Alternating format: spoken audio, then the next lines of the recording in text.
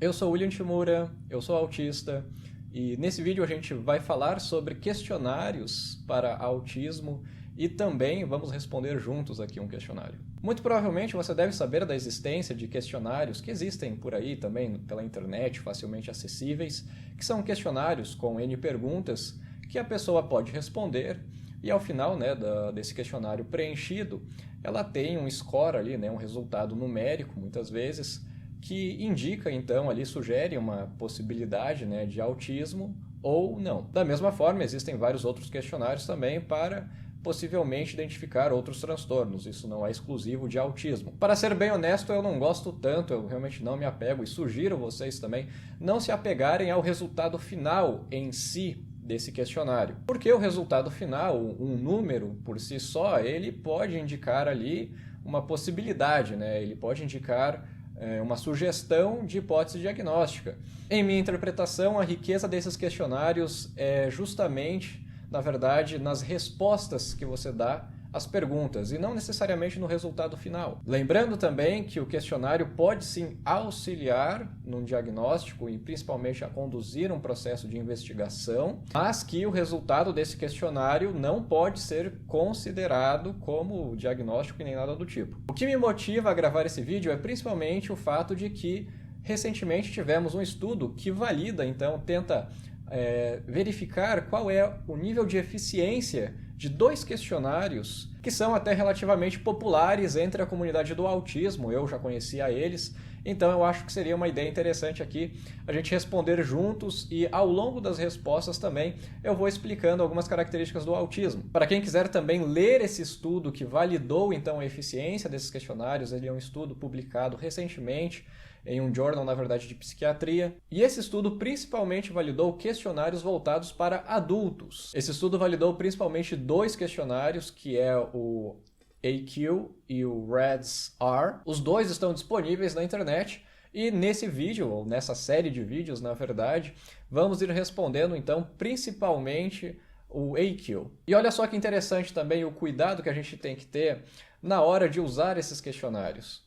Porque a validação desses questionários ela foi feita em inglês. Então, a validade desse estudo, que eu citei agora e que vai estar disponível aqui na descrição, que vocês também podem acompanhar, ela é especificamente para questionários, foi atestado para questionários que estavam escritos em inglês. Então existe uma outra etapa necessária para a validação desse questionário aqui no Brasil, que seria traduzir esse questionário e também fazer um processo semelhante aqui nesse território, no Brasil, por exemplo, escrito em português, e a gente teria que comparar se essas frases que foram traduzidas, elas têm uma equivalência, mantendo a fidedignidade dos resultados. Ou seja, ter um questionário validado não é uma tarefa simples. E é por isso que, frente a esse estudo, eu veio uma motivação aqui para gravar esse tipo de vídeo. Caso você esteja curioso também de como surge um questionário como esse, também vou deixar aqui na descrição desse vídeo o link para o artigo científico original, do autor Simon Baron-Cohen. Ele foi publicado em 2001 no Journal of Autism Dev Disorders, que é um journal que eu já citei em vários outros vídeos por aqui, é um journal que eu gosto bastante. Então, se você tiver curiosidade, eu fortemente encorajo você também a ler esse artigo, porque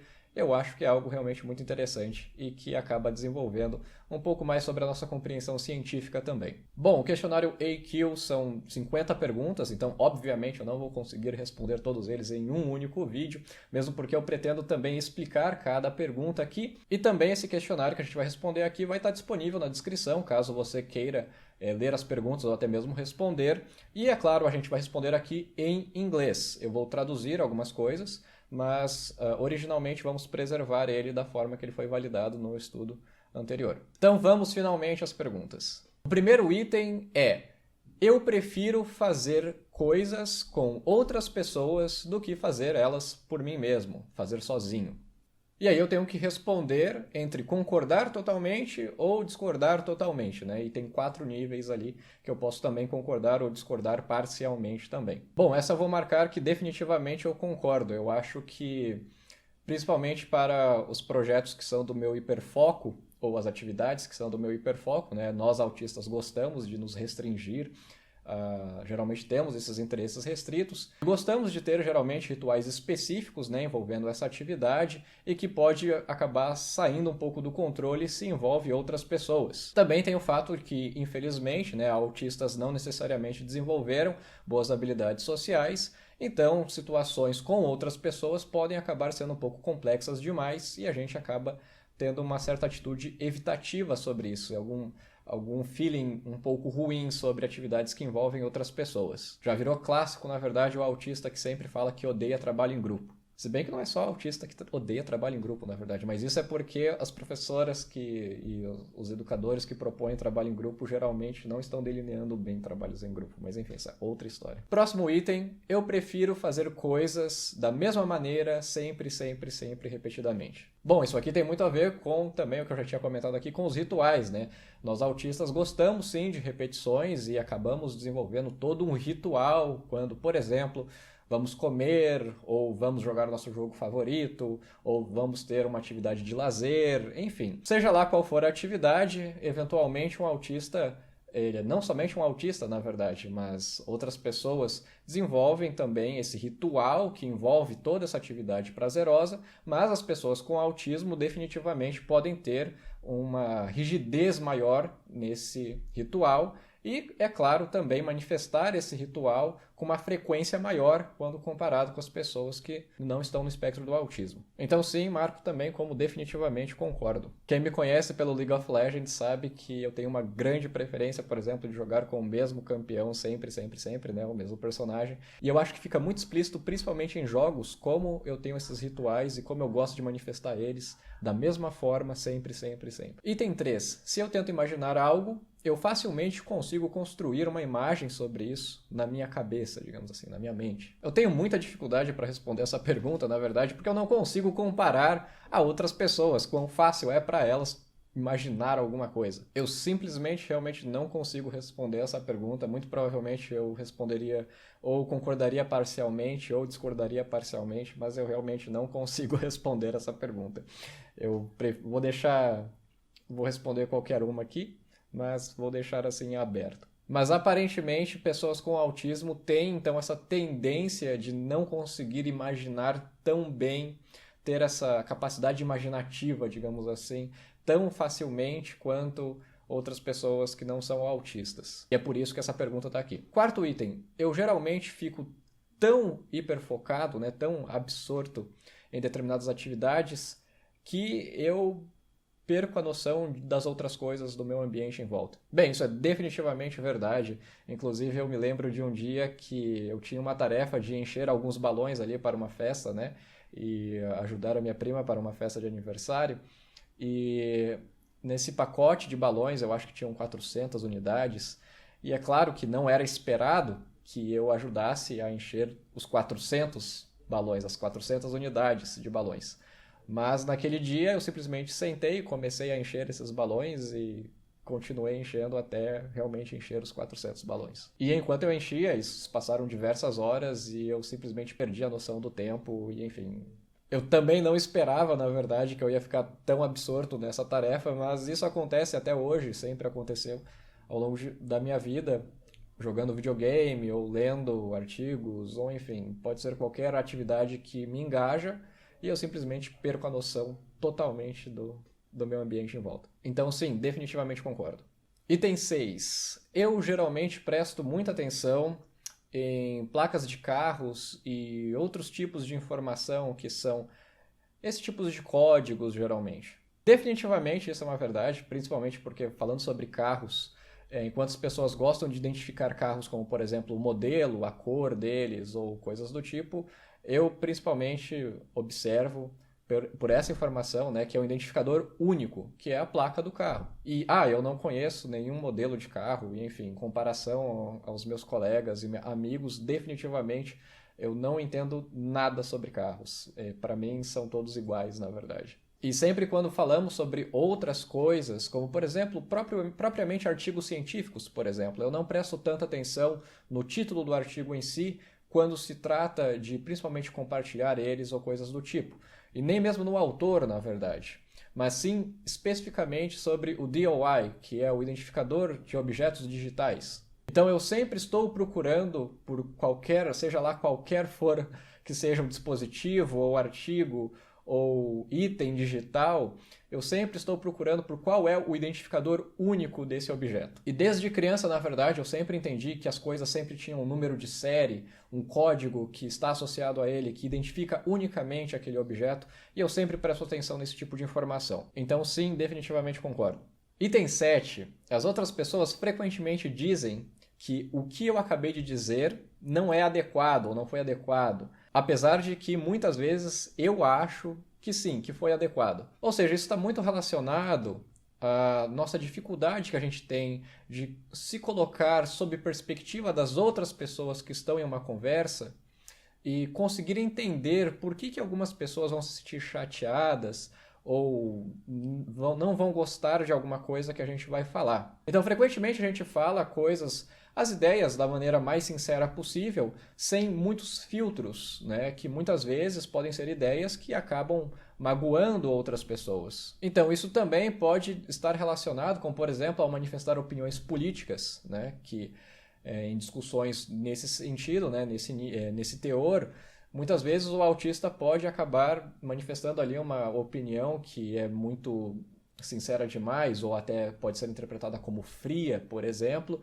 e as outras pessoas, por elas terem esses filtros sociais, digamos assim, elas não diriam dessa forma que a pessoa com autismo tem, e aí você se encontra nessa situação que todo mundo olha para você e fala assim, nossa, mas isso não foi adequado de se falar, e você não sabe por quê, porque é simplesmente a verdade, é simplesmente a maneira que você quis se expressar ali da forma mais crua possível, digamos assim. E bem, isso definitivamente era verdade, principalmente quando eu era criança, quando eu era adolescente, no início da minha vida adulta também. Mas hoje em dia não. Hoje em dia definitivamente eu consigo, tanto é que hoje eu sou youtuber e hoje eu faço esses vídeos aqui, então definitivamente essa é uma habilidade desejável de se desenvolver, então acredito que eu desenvolvi bem ela, na verdade. Então aí responder essa pergunta dependeria. Se fosse o William, por exemplo, respondendo o William de 2010, de 2012 principalmente, eu colocaria definitivamente concordo, mas o William de 2020 não concordaria. Então é um pouco difícil de responder essa pergunta, né? Se eu estiver respondendo de acordo com o William de 2020, eu vou dizer que definitivamente não concordo. Mas não quer dizer que eu deixei de ser autista por causa disso. Então é claro que há aqui uma questão, essa questão delicada aqui, que o resultado do questionário pode não ser tão preciso. Item 8. Quando eu estou lendo uma história, eu posso facilmente imaginar como o personagem, né, os personagens daquela história se parecem. Então, eu simplesmente não sei responder essa pergunta porque, para começar, eu não leio histórias. Eu sempre tive essa dificuldade desde criança, enfim, simplesmente não consigo engajar na história. Ao meu entender, eu não consigo, principalmente quando as outras pessoas falam que ler é quase como se fosse uma viagem e que você imagina as coisas e o cenário, você sente junto com a leitura. Eu nunca senti isso na minha vida. Eu tenho uma grande dificuldade em conseguir entender isso. Para mim, ler histórias, livros de ficção e etc., para mim é um exercício muito chato e eu simplesmente não consigo ler. Então, definitivamente vou discordar porque eu simplesmente não leio histórias e eu acho que justamente está relacionado a esse tipo de dificuldade. Que novamente está relacionado com o fato de que autistas têm aquela dificuldade de ter a capacidade imaginativa e tudo mais. Item 9. Eu sou fascinado por datas. Bem, alguns autistas podem revelar uma preferência em gostar de sistematizar coisas, e especialmente quando se trata sobre datas ou qualquer outra coisa que envolve números, por exemplo. No meu caso especificamente, não. Eu não tenho essa preferência por datas, mesmo porque eu até, na verdade, me confundo bastante com datas, geralmente. Mas outros tipos de sistematizações que envolvem números, definitivamente. Só que datas em específico, definitivamente não. Então, para essa pergunta, eu vou discordar dela totalmente, porque eu não sou fascinado por datas, anos, e enfim, eventos históricos, eu não consigo decorar nada sobre isso, realmente não me interessa. Item 10. Em uma conversa social, eu geralmente consigo acompanhar ali o raciocínio, a conversa de todas as pessoas que envolvem esse grupo. Definitivamente não é verdade. Até hoje eu tenho uma dificuldade com isso. Em festas, por exemplo, eu vejo que há uma grande tendência no meu comportamento de sempre me encontrar em algum canto reservado, por exemplo, falando especificamente com uma pessoa, por exemplo, e não necessariamente com o grupo. E, enfim, eu vejo que, se necessário eu estar em uma mesa com diversas pessoas e acontecem diversas conversas simultâneas, eu simplesmente não acompanho nada, eu simplesmente fico quieto. As pessoas até me perguntam por que eu estou quieto ou algo do tipo, mas realmente pode ser uma atividade bem difícil de conseguir manter.